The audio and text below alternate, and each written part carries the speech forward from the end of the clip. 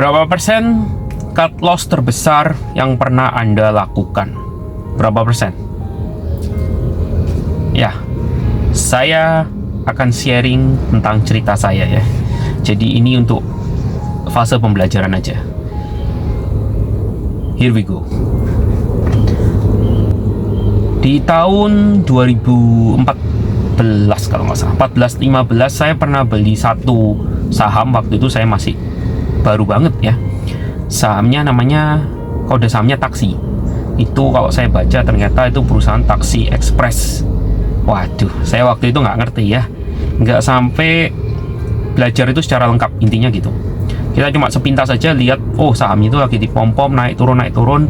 Kita bisa dapat swingnya waktu itu 3-4 kali beli gitu masih bisa untung.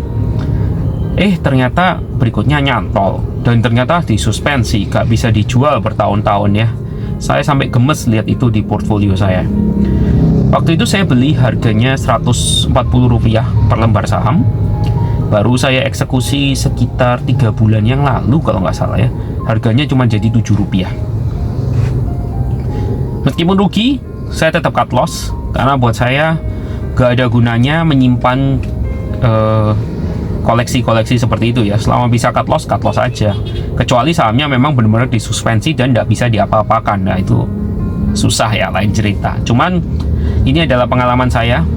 Kalau kita misalnya, satu moral of the story-nya adalah kita harus berani mengakui kerugian sebagai investor saham ya.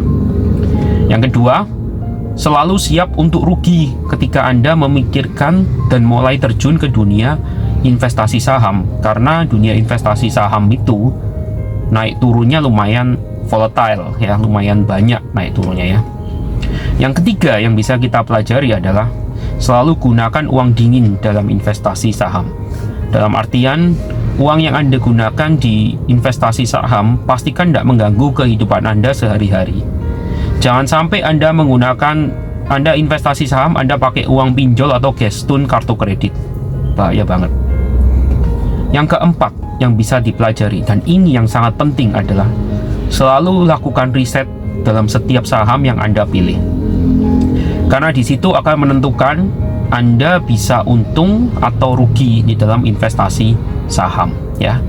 Jadi terus perbanyak ilmu investasi Anda supaya kita bisa terhindar dari kerugian yang cukup dalam.